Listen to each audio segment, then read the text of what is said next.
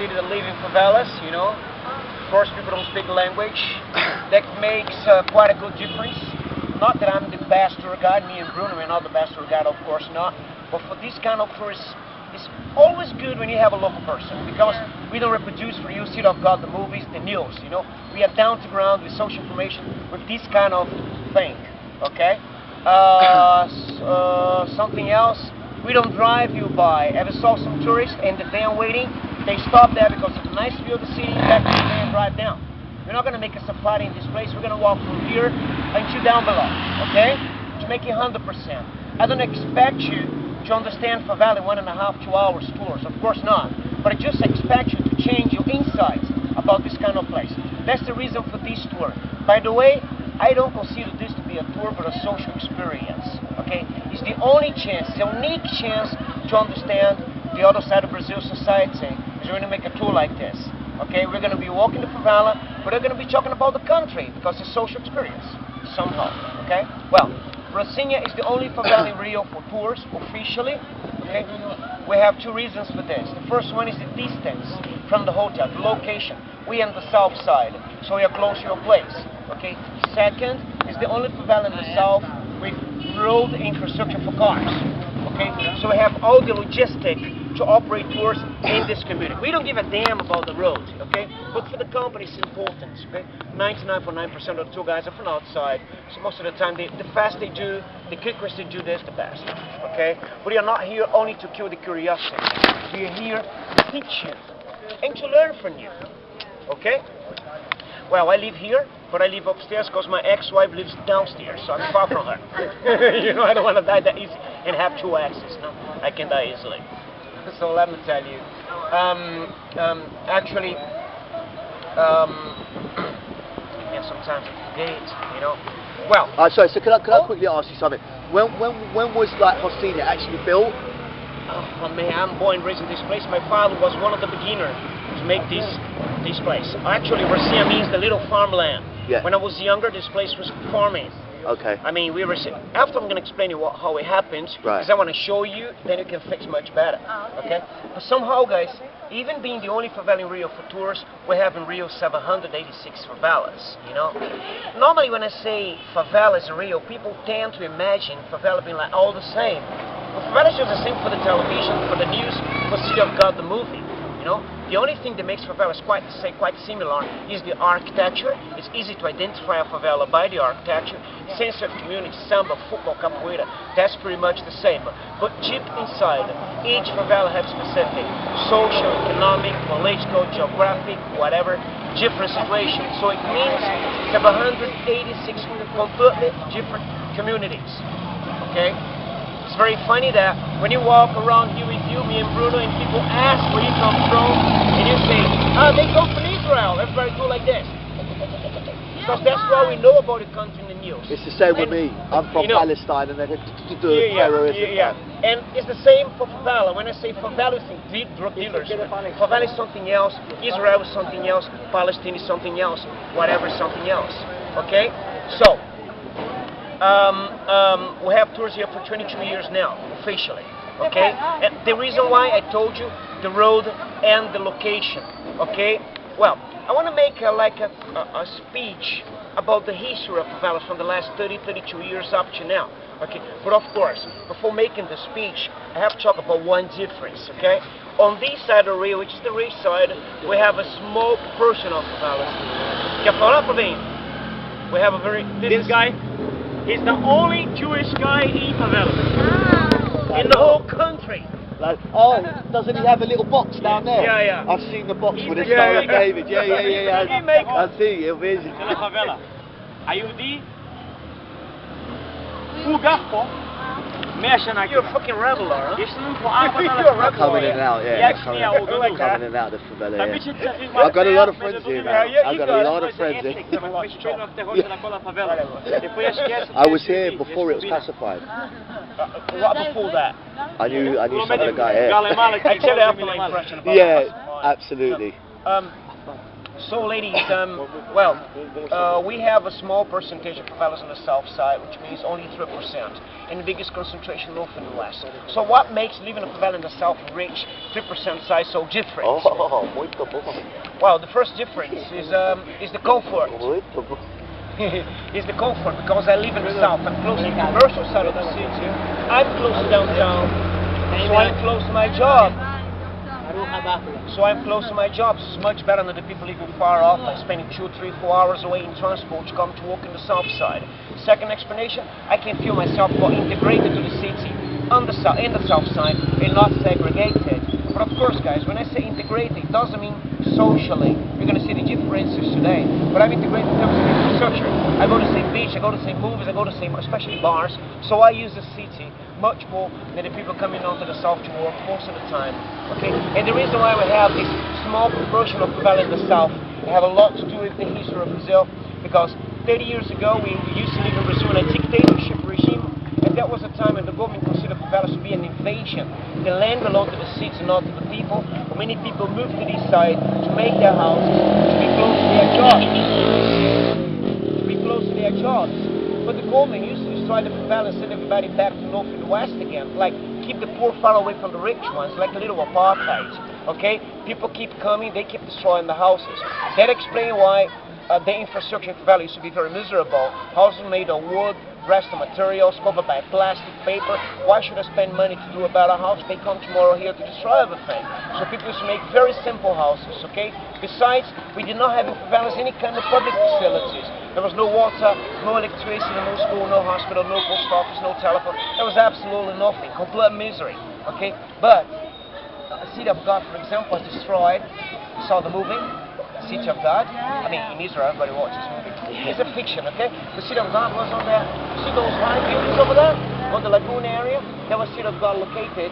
They destroyed City of God 30 years ago and moved the people to the west side of Rio in a neighborhood called City of God. But the name of the favela is Parque da Catatumba.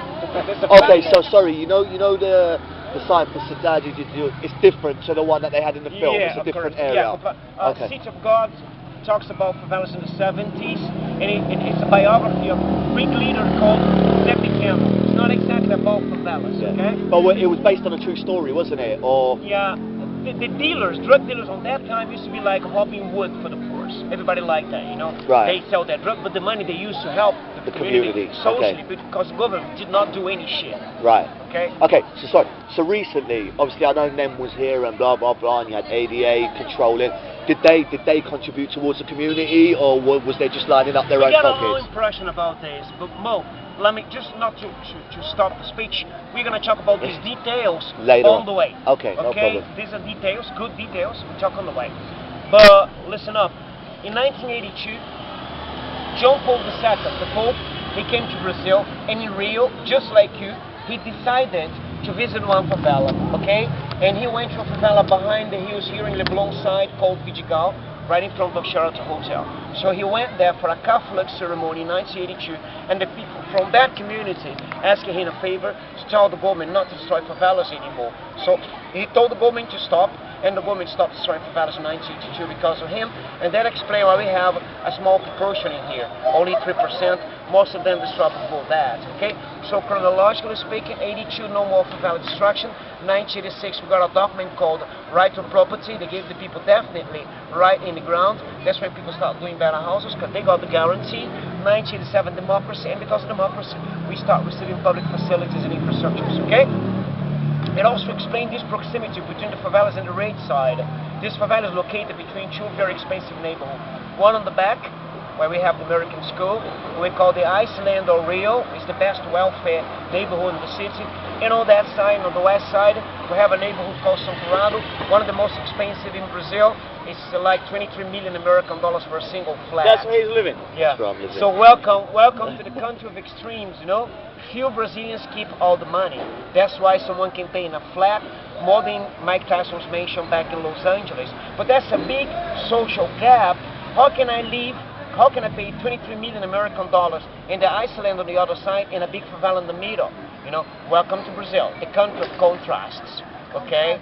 Yeah. So basically what you're saying is it's a class war. Yeah. More than a race war. So it's where you live, war. basically. It's where you live. It's a class war. You know? But how can I explain this proximity? We are geographically very close, but we are socially very far. Okay? Second, no matter how close we live, we know the city, but they don't know us because they never come in here. You know, we guide people for a long time. I guide people 22 years later. I look 20, but I'm 47. Okay? For 22 years guiding people here from all over the world. Brazilians maybe 70, 75 Brazilians only. You know, and Bruno may be the same or much less than that. So Brazilians ignore completely what favela is about. So the movies you watch, the books you read is made by people from their expensive living room, but they never set foot in here to talk about us. And we are locals, we are going to talk about the truth today. Okay? Well, this is the biggest favela of South America. We are in an area of 4.5 kilometers square and a population of 160,000 people here. Okay? Well, because of this big number of people and being the biggest favela in South America, we call Rocinha a rich favela and a city in the city. But when you say rich favela, we don't mean the people's rich. No, absolutely not. It's a favela for Christ's sake. But we have more business than any other favela together, we have more infrastructure, we have more people, we have more misery, we have more than any other favela together. That's why we say rich favela. But let's talk about business. Normally people from favelas spend money inside favelas, you know. We leave the favela in the morning to work, we come back in the evening, so the money we make in the city we spend in here. And the reason why we spend in here is because, first of all, Rio is extremely expensive, you know. Second, in favelas we don't pay taxes. That's a federal law. So the price here for the same products that buy out there is 60, 50, 40, whatever percent less expensive. Sorry, when you say you don't pay taxes, is that for wages or tax on goods? No, tax on goods included. There's no way out. But the normal tax, like income tax, fire department, this tax we don't pay. Okay? Is that maybe why the government doesn't want to help the That's community? the way they want to share the money among Brazilians. It's not enough. Right, We need much more. But let me tell you, so imagine living in a place that I have 160,000 people available, and I know these people spend money inside. That's an excellent chance for business. So these favelas are impregnated with business. We're going to observe. You've been here many times, maybe you did not pay attention on this, okay? Yeah. Almost nobody lives in the first level of the houses. It's all about business. We have here more than 30,000 business, more than 22,000 people working in the local market. So we got also lots of job opportunity. But there is a huge circulation of money inside this community. This is yet one favela. 80% of the business or more, like 80-85% of the business, small for survival, and 45% of the population under misery level, like any favela, you know. But so many business, and that's one of the reasons why this is the only favela in the whole world that we have banks inside. And you should say, Carlos, are you nuts? Banks in favela is so dangerous. We have 4 banks, that dangerous. 2 private banks and 2 federal banks. What are these banks doing here for Christ's sake? No social work. Bank money, money bank, that's the way it is. The banks are here because even a place where 45% of the population is down and out, even a place where 85% of the business are small business for survival, it's yet a place with more than 30,000 business. So these banks are very smart. They take the money of the favela into the very place. It's good for me because I don't need to go out of my place to go to the bank. It's good for the banks because in the whole Brazil, these are the only ones never been robbed. Welcome to the only place you can slip with open doors. My Sunday romantic is my everyday life. There's nothing I can do. Okay? Of course, we have complicated favelas also. Okay, and I'm going to talk about them when I talk about misconceptions. But somehow we used to say, as most of the people now tourists from Israel, we used to say this favela is like an Arab architecture with a kibbutz sense of community. It's the only place everybody knows everybody, like a big family, you know. And actually, favela is no robbery. It does not exist. Okay, well. There are some misconceptions about favela, many misconceptions, you know. I think favela is a working class neighborhood, not a drug dealer's neighborhood. Normally tourists ask me if one of the biggest problems in favela used to be the drug dealers. I say no. Problems in favelas are social problems. The rest are consequences. By the way, drug is a world problem. By the way, there's more drug in Ipanema, Leblon, Copacabana because they get the money than here. By the way, 80% of all the favelas in Rio, I said 80%, never ever had drug dealers. Only 20%. Oh, favelas not exactly all the same. You know, among the 20% favelas that we have dealers, we have some favelas that are very complicated, and these are the ones we call complex, complexo do alemão, complexo da maré. Complex is like, suppose that we are in a favela here, right across the road, that's another favela, high up there is another, down here is another favela. And when you have many favelas side by side, and they have dealers, of course, they're going to fight like gangs, you know. When I talk about drug dealers, I'm not talking about the community. Yeah. I'm talking about 0.00001% of the whole community. For example, here, 160,000 people, 50 guys selling weed. Well, it's the That's same not anywhere our in the world, problem. isn't it? Really, it's the same anywhere in the world. You know, so these favelas, for being so close together, sometimes the guys, he crossed the border to wage war against the guy next door, against the guys next door, to take over their market. But there is a project of the police called EPP, and this project we separate in two different projects. Occupation and pacification, okay? These noisy favelas, they used to be 48 favelas, okay? Only 48 favelas. The ones you see in the television most of the time in your country. But most of these favelas are occupied by the police in a project called pacification. It doesn't mean there's no drug. The drugs still exist, okay? But it's silent favela now. There's no more disputes between them, okay? We have only 12 favelas to be occupied by the police until the end of this year, okay? This favela is also occupied by the police, but this is not a pacification, it's an occupation. In Brazil, maybe 20 years, I don't listen one shot, okay? So the police is also here. The reason is because of these two expensive neighborhoods, and they want to show the world that the World Cups and the Olympic Games is going to be safe for the tourists. And we promise you from now, it's not going to be safe. I was They're just in the going to wrong ask that. place.